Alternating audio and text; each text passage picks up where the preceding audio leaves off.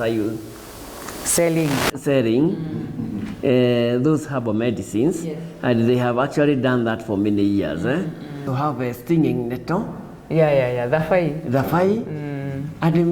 And now the common ones, terere. And when you go to Western Kenya, they have deremo. And they buy short call. Yes. More times. So is it true? Sometimes. Actually, that is now the information we look for, and then Kamadi. Medunga powder. Remind me its botanical name. That one. The last time they said yes. It.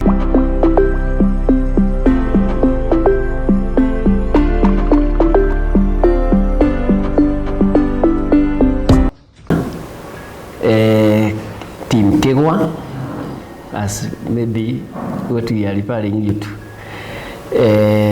Our today's topic is about unlocking the potential of forest resources beyond timber.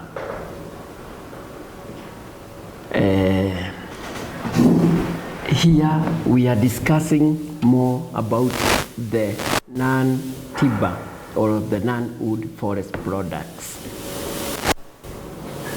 And these are mainly products we normally have that are derived from our ecosystem other than the timber itself.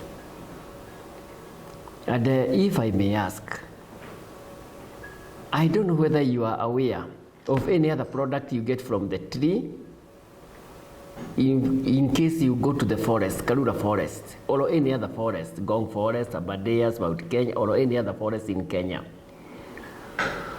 What benefits are you likely to get from the forest? Maybe, madam, I don't know whether. Good oxygen, fresh air, shade, a quiet environment. Okay, good. If you are hurt, you can find a place to cut a small part of a tree and use the sap. Yes, you might also find a toothbrush. There are so many benefits. Even before you come to the toothbrush, you will need some foods, some food to take. Like maybe if you have to take a snack. We have indigenous fruits, vegetables as well. In most cases, when you mention of fruits, we also actually discuss vegetables, among others. Now, those are the kind of products that we are going to discuss. And in brief, we shall have the introduction. Because our mandate is conservation, we shall talk about conservation of the non-timber forest products. And then we shall also talk about sustainable utilization and also the livelihood empowerment. As we talk about all those areas, we shall also talk about the challenges and the solutions that can be provided. And finally, we shall discuss about we shall conclude and also recommend. So, maybe, as we have just discussed, is that non-timber forest products refer to the resources that are obtained from the ecosystem, apart from timber or beside timber. And these resources are utilized within the household or sometimes are marketed. And when you do that, we normally have this social, cultural, and religious significance. So we can say briefly that non-timber forest products simply means benefiting from trees without hurting the tree.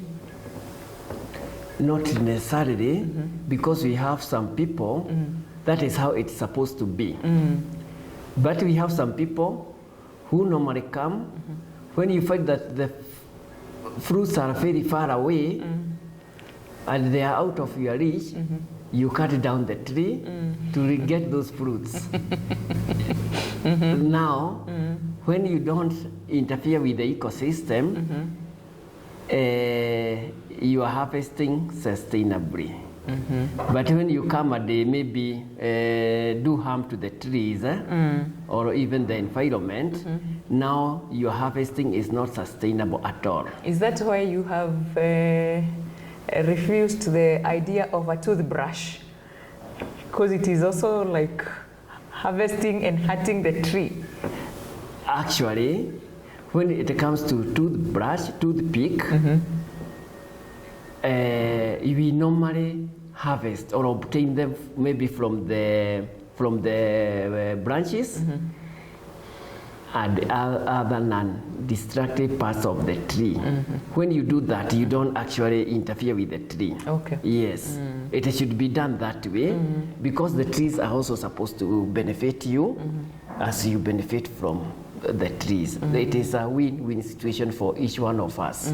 Yes. All right. Yes. We continue. Okay. And when we talk about those products, they are of different categories. As I'm going to expand this one a bit, we have that one. It's not well. It is not very clear, but that picture represent this one. How do I point it out? The one with purple. The one with the purple actually represents the indigenous fruits or wild fruits that are in the forest or from the tree. And these fruits, we shall talk about the importance ahead. We also have this one here in brown. That is now the resin. We shall see the resin when we go to our labs. Resin are maybe exudate from the bark of the tree. You injure the tree and then it oozes out. Once it comes out, you can harvest, and then we shall talk about the importance of that resin. We also have the gum. Maybe later you're asking me the difference between the gum and the resin. True. I know you could be interested to know. We should also talk about gums and resins. They are normally grouped together. And then we have wood, the firewood, a source of energy. And then we also have the carvings.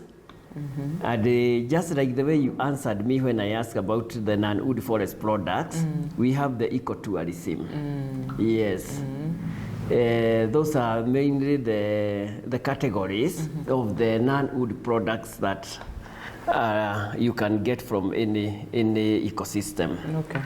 Yes. Not forgetting the honey. I can see there is a jar of honey there. Oh yeah, sorry. Actually, thank you. The honey is there. We have honey here, down there. Sorry, I think I skipped, but I will slow down. We also have honey, and we also have some other products from the forest, like mushrooms, insects, like what do we call kubi-kubi? Guyas. Guyas. They are also obtained from the forest, and they are very nutritious. Even the crickets. Even the crickets Yes. are also found in the forest, and among other insects. Yes. So, forests or trees are rich in resources that we require. Yes. Then we have Actually, that's why Norman was talking about the non-wood forest products, because some are not woody, of course, yeah.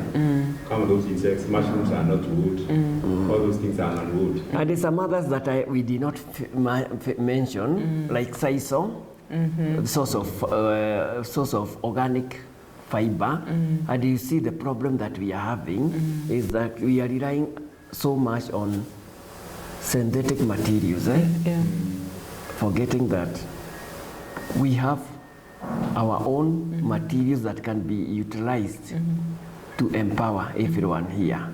Yes. Actually, going on that, especially in Babani, Wakamba, they are known with the best shendos there. And then, of course, those shendos, not having only the whitish whatever, in the trees, like the linoleum and so many other, like the Terminalia brownie, we have got the dyes. And the dyes are colors from these trees, which are used to dye the shendos to get a different color. So the dyes are also non-wood and they are from the forest. Oh, okay. Okay. We continue. Yes. Sorry. And then, as we continue with our introduction, we have the importance of the non-wood forest products within the ecosystem. We can summarize by saying that they are vital for rural livelihoods and economies because we have these materials in our rural areas. And you know, these days there is that migration from rural to urban looking for a job. But if you can be able to, you can maximize the utilization of the products, you can also actually be sustain yourself, whether you are in the urban or in the rural areas. And we can also say they are integral to cultural traditions and food security, because you know most of these fruits sometimes they are ready when other fruits, when our conventional fruits are off season. That is when we normally find the indigenous fruits ready for consumption. So we should appreciate that they are available when other food materials are not there. Like and now the guavas are out. Exactly. And even the gooseberries. Yes. And I maybe ask you a question, all of you, and I don't know when how you'll answer it. When did you last take an indigenous fruit? Is guava an indigenous fruit? It is. It was introduced here. It never used to be here. Those many years. Maybe then we don't know the indigenous fruits. Yes, because if you ask them, they will tell you about mangoes. Yes. Maybe bananas. Yes. They will mention apples. Yes. So finally, maybe if you give us an example of indigenous fruits, we'll be able to. Yes. We have indigenous fruits from dry rats. Have you ever heard of baobab? Baobab. Yes, the powder. The powder. The young ones haven't seen it. They will start Googling now. Yes. Yes. I will show you the powder when we go down. Wow. We have a small display. It's not a big one. The powder is good. That baobab powder is rich in nutrients that we require for our daily health, whatever needs. We have it is rich in vitamin C, actually 6 times higher than our citrus fruits. Wow. So, but we sometimes don't consume those fruits at all. Then the baobab powder is also very rich in minerals,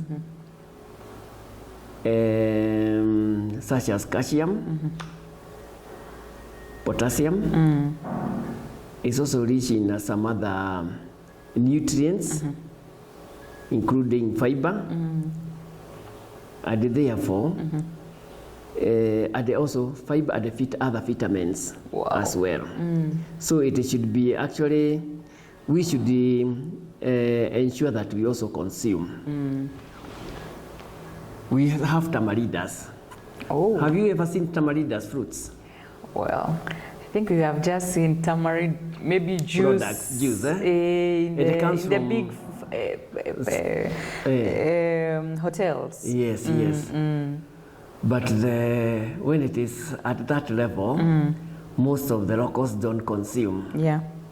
that is also our indigenous resource, and we should encourage its utilization locally, and also when it comes to processing of some products such as candies, juice, jam, and even wine. So we'll also see it here? We shall see some of the products here. Okay.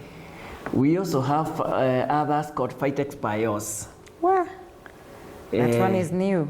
That one, no, it is not very new. To us, that is. We shall get the local name from him. And we also have of course, Nabi.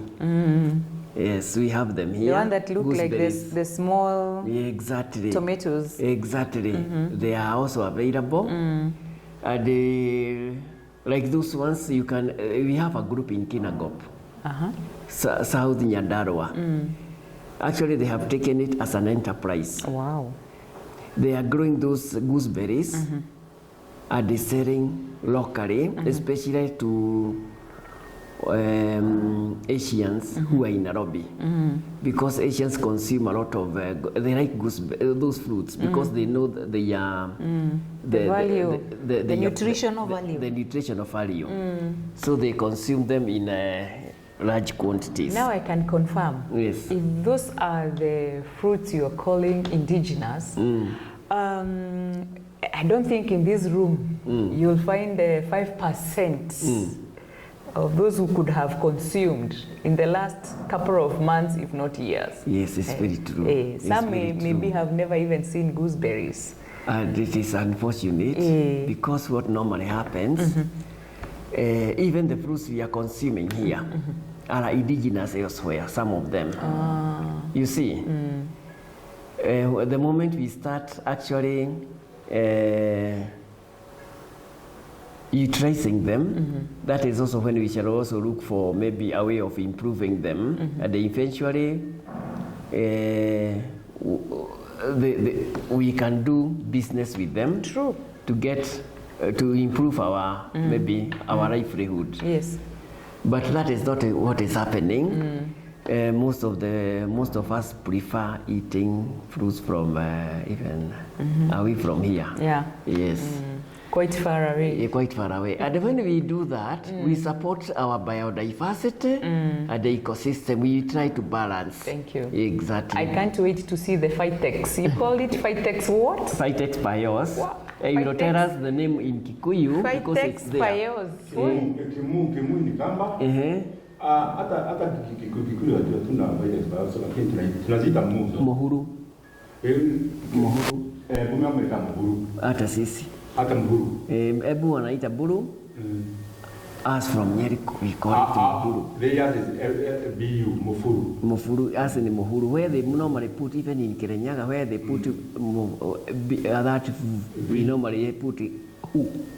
Exactly, they will have that kind of the name. When we see it, we'll see whether we also have a name for it. But yes. Yeah. And we also have Pagueria. What do you call Pagueria? Biro cia Vero.